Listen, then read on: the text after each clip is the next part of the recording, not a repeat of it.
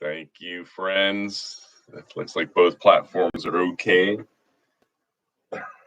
Give it a minute here. If you're watching a replay, you can skip over the introduction. But while we're waiting, I guess it'd be a good time.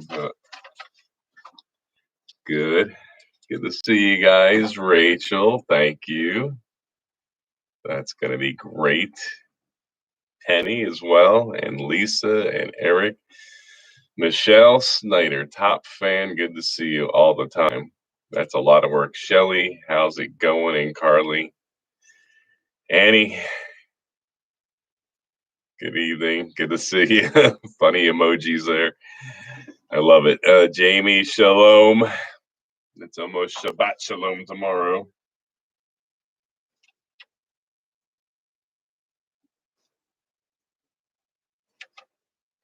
So Sophie's mom, nice little card from her daughter that I showed you last night. It's in here somewhere. But appreciate these notes of encouragement. There you go, Sophie's note. What do we see here? Okay, that's outstanding. Not all these are thank yous, apparently. I put this together in haste. That's good. Oh, here's a nice one from the Brack Bills. We did Gettysburg this summer. They signed up, and that's a nice looking family there, and they sent a nice thank you and the family Christmas card. That's nice. Great to meet so many fantastic people this past 11 months. Yep, and a Morgantown, good people.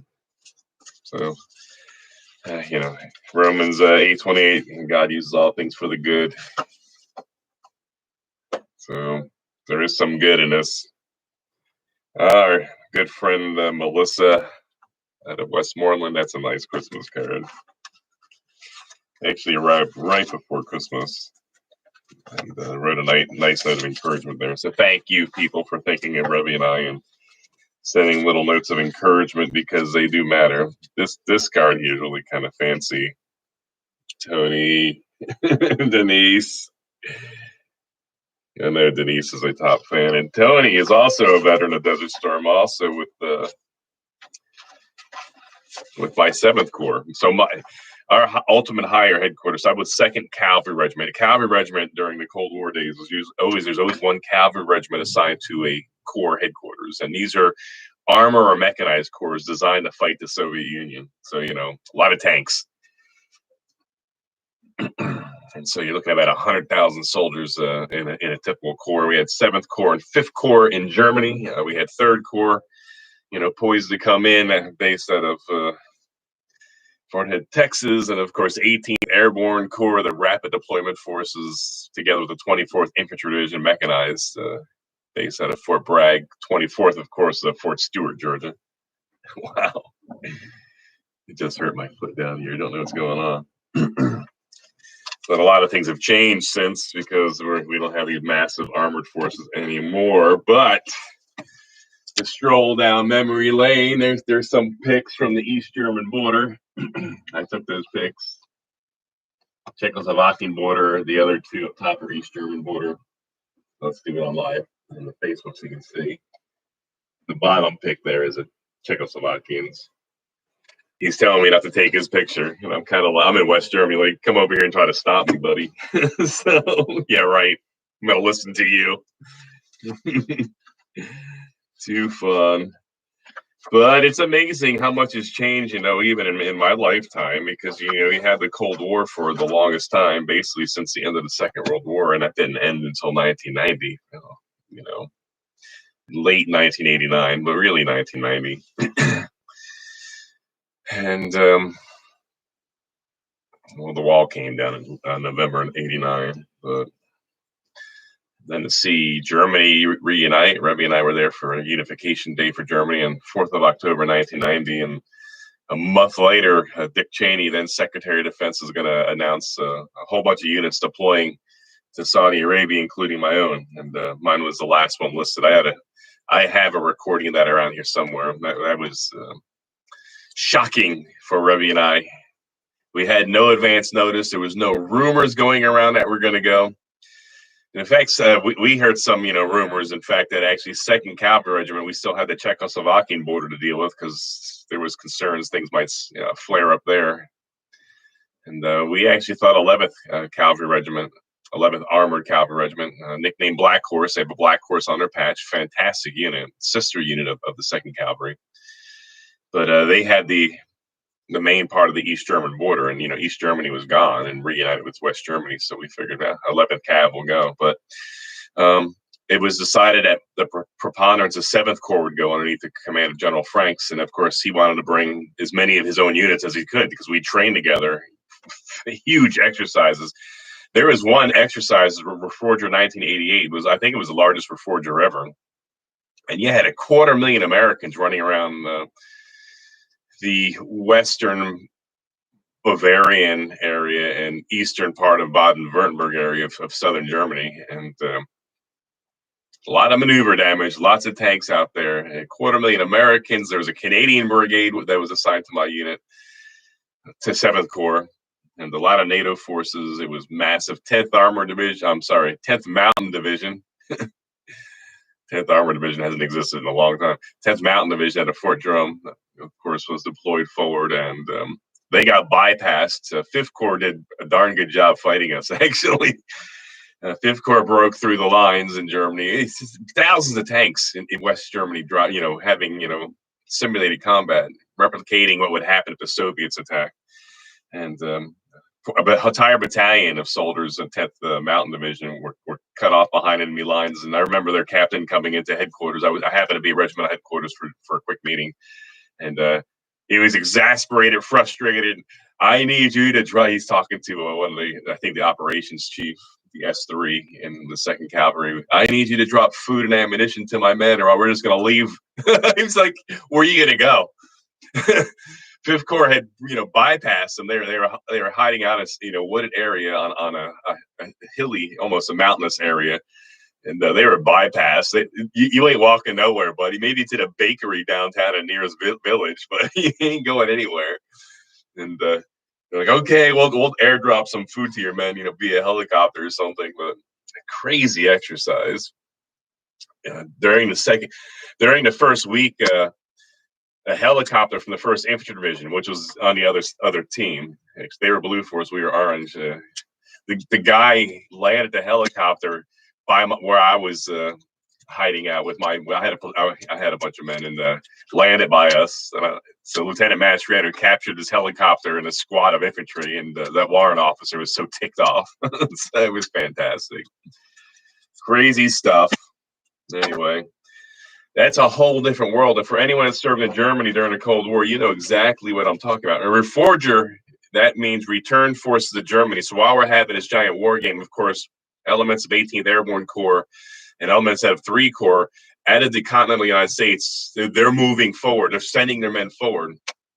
There is pre-deployed tanks and what have you, we call pumpkin sites in the western part of West Germany. That is redundant. And they fly the men in, and they can hop on equipment that was maintained, and then deploy to the forward. And if the Soviets attacked, we wouldn't have much advance notice. And of course, 2nd Cavalry and 11th Cavalry and 7th Corps and 5th Corps based out of the Frankfurt area, we were going to face the 8th Guards Tank Army, 2 American Corps with some NATO assistance, facing an entire massive Soviet armored army. So these exercises replicate, of course, how long it would take to get American troops from the United States on the ground in Germany and then deployed forward. And they would join us in these exercises, usually about 3 or 4 weeks long. And there'd always, there would be referees out there, in the main areas.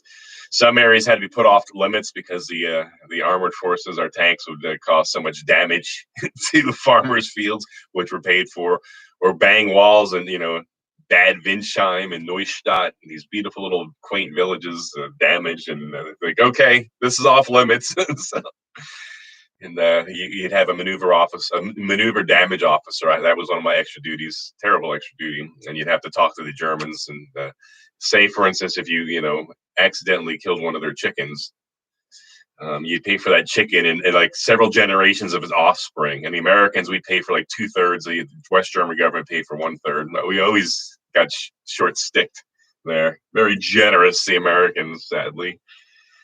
If you knock down a fruit tree, you'd pay for that, not just the tree and replacing it, but also all the potential loss of revenue. It was quite a racket. Sometimes the farmers in Germany would be happy to see our vehicles go across their farm fields. They wouldn't have to harvest it, and they get the top dollar payment anyway. So hopefully you caught me on Newsmax at noon, and then I'm on with on OAN on Dan Ball's program. I forget what time. I think it might be at 9 o'clock. A good interview with him. Good guy, Air Force veteran. And we had a good conversation. I think you'll enjoy it. If we get a link to it, we'll post it, but you'll have to watch it live on OAN, One America News Network. Good people over there. I like how Newsmax and OAN have a decent number of veterans, working in front of the camera. Okay, so the more updates here. Hope everyone's doing okay with the storm. For us, the 6 inches or whatever that cleared when I spoke to you this afternoon, it pretty much stopped, but then it started raining, and now have a sheen of ice on top of about a ½ inch on the ground. It's pretty bad. So I won't go back out till tomorrow morning to clear that once whatever happens tonight happens. It's not going to be the 10 or 12 inches that were predicted. Feel like weather terrorism strikes again, but this is a good thing. Okay. Apologies, didn't have time to make tea. A few other pieces of legislation that we're going to be introducing soon. Medical Freedom Act. You should now. I don't know. On my private page, I'm allowed 5,000 friends, and so like I told you, I have 1,500 people in the queue waiting to become my friend. And as I look at, if I go through my friends list and see deactivated accounts, I unfriend those people. And so when you come back, many of these people said, I'm going to quit Facebook. And you told me that. And so when I see deactivated accounts, I assume that you're no longer part of the Facebook family. And so I unfriend those deactivated accounts. I don't know if you're coming back, and I bring in other people. Well, I brought in this one person that on my own private page attacked me for advocating for medical freedom and talking about how dangerous it is to have a senator that wants to have people make their own choices on what goes in their body. Really? On my personal page. It was pretty malicious, actually. And you would actually kind of think that somebody would be more professional and just like private message you, say, hey, I see you have this position that I disagree with, but I was like, okay. So I actually had to disable on my personal page the ability of people, to post on my page now because of that. And it was ridiculous and not classy at all. But let's go through this. So I hope to in the next week or two to co-prime a Medical Freedom Act. You should not be coerced or forced to put something in your body you don't want. If you don't want to have a certain vaccine, it does not make you anti-science. And stop with the name calling. You're not an anti-vaxxer. I'm tired of people in the United States of America when they disagree with you, from the left largely, that they want to label you. Stop it. Stop labeling. If people, I can't believe that I have to have a discussion with Pennsylvanians that you should have the choice of what goes into your body. Can you believe that we have to? Think about it logically now. And so, okay, so the argument was, by giving people the choice, it's putting the rest of society at risk. What utter ridiculous nonsense. So, if you want to take the vaccinations and you want to take them all, I guess in a way, medically, you're good to go. You got nothing to worry about if that's what you want to do. And for those people, such as myself, that actually want to choose what goes in my body and not what a Governor Wolf tells me to put in my body and not what a Secretary Levine directs and not what a bureaucrat, a career bureaucrat, Dr. Fauci, in his position, did he have to take an oath on the Constitution? I don't know. I don't think so. He's a bureaucrat. Why would he uphold and defend the Constitution? So for those of you that are firm believers in vaccinations, please help yourself. And then you got nothing to worry about. You should not be worried or dithering or be concerned about people who don't take it.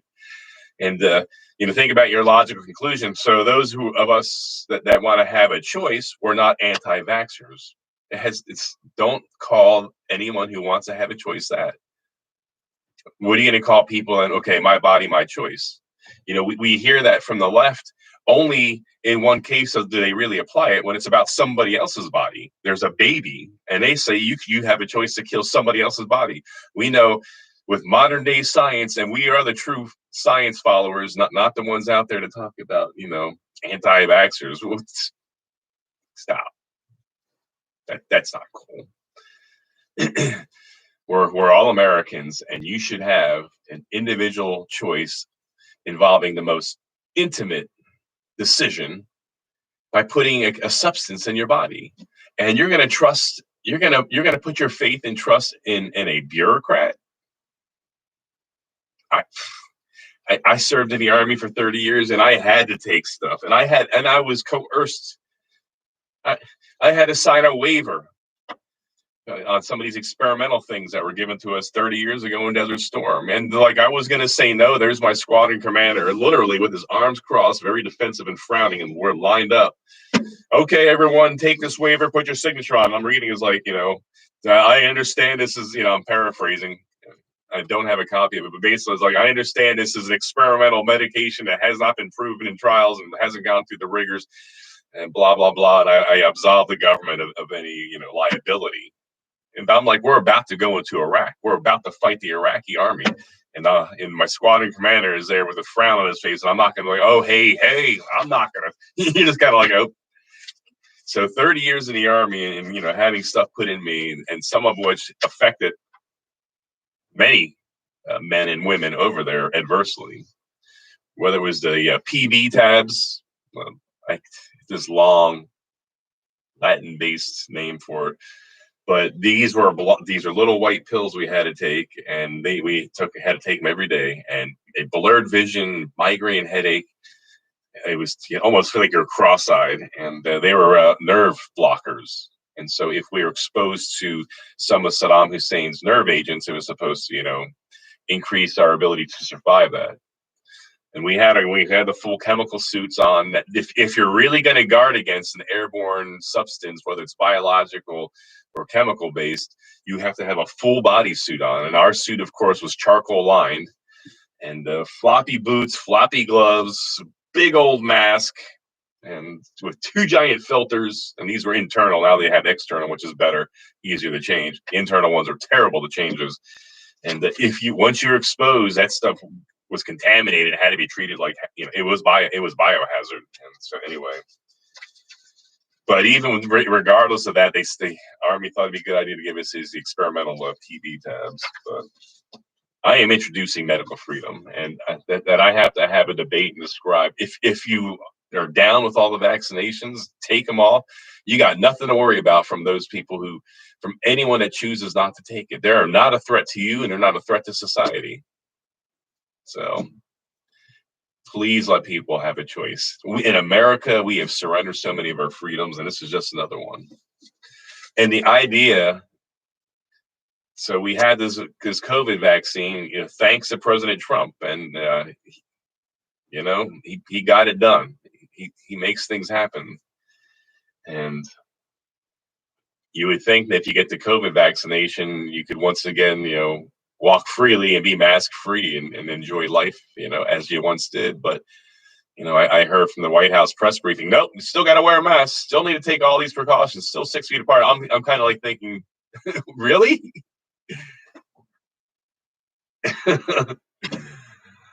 Huh. Somebody help me out. I'm not tracking. It does not make sense.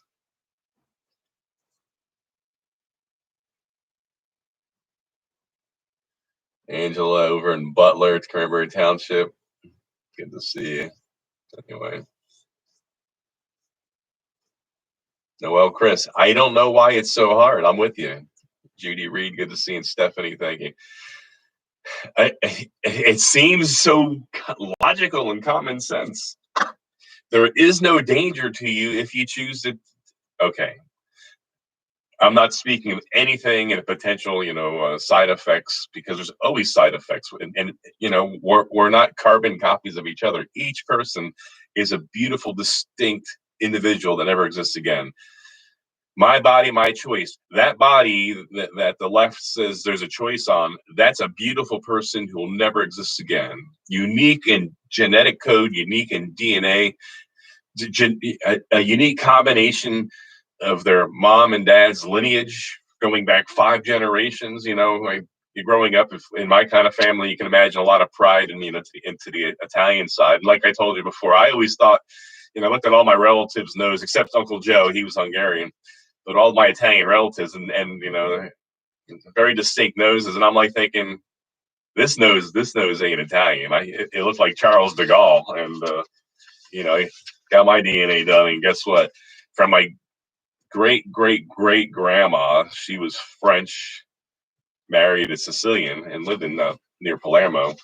But you don't get proportional DNA from both sides. You might grab, that code might grab onto a whole grouping of it from, a great grandma, in my case, French. And that explains, and you look at my genetic code, like, whoa, yeah, there's a lot of Italian, there's some English and German, but there's also, some French as well. And I was like, I knew it. So the point is, each person is distinct, and predicting how their body's going to react to a foreign substance being put into it, there might be norms based off of the trials and testing, but it's going to be distinct, and people have concerns about it, and so do I. Therefore, you should have a choice. You should not be chased down in a hospital if you choose not to have it, or you choose not to have your kids to have one. You should not be labeled and have to sign waivers. This has gone too far. And so, look, I am the most logical and science-based guy you're going to get. And logical and reasonable as well. And the argument from those who want to call anyone who wants to have a choice as an anti-vaxxer don't even hold up with logic or reason or science. If you want to get the shots would pick it. There's so many out there. Then get it. If it works in your body, you have nothing to fear from those who opt out. What are you worried about? So don't meddle in their families or cast judgments. All this is based off of a friend on Facebook, one of the 5,000, who posted on my page, appalled at the fact that I was advocating for medical freedom. I can't believe in the United States of America that I have to even offer robust defense. This should be an easy bipartisan issue. And so for me, it is. The power, it should always be in your hands. And look at the past year in Pennsylvania. Look at the states where freedom was maintained at a high level. And look at the states where the government, where a governor, whether it's New York, Pennsylvania, Jersey, California, and where exercise extreme control and extreme powers. And we're doing terribly compared to Florida and South Dakota and Iowa, that were less heavy-handed in their approach. And so if the power should always be in your hands, the government officials and experts, they come out and inform the people of what we know and what precautions we recommend, but it should be up to you. It should be up to you to make the ultimate decision. So I look forward to introducing that. We're cleaning it up. We're tightening it up. We're gonna definitely co-prime with one or two of my colleagues. But it's something that needs to happen. And that, everybody has a story, my story as well is 30 years in the Army, and some of the things I did not have a choice on some of these things, and I can't even remember. I'll have to go through my medical records. Of course, the anthrax, I think there was something on botulism as well in 1990 I can't remember. And then of course the PB tabs, and I knew it was, my body wasn't accepting it.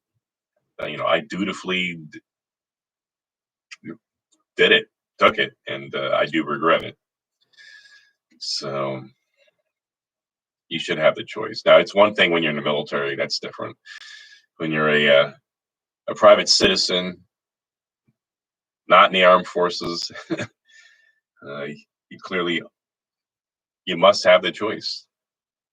we hear from the other side, my body, my choice, only when it's somebody else's body. And so I am all for consistent, logical, reasonable arguments and debates. So anyway, thank you everybody for that. Yeah, Lowell was a Cold Warrior as well, top fan, great pastor over there in Fulton County, and he also had to deal with some of these things too in the Army. But that's sad. We're going to wrap it up here. I know it's short and sweet. Thank you, everybody, for tuning in. I don't know why viewership is down so far. It must be more interesting things online, or more likely I'm being suppressed again on this page. So in the future, I'll remind everybody. Melissa, good to see you. I'll remind everybody to share this page. That's how we overcome shadow banning.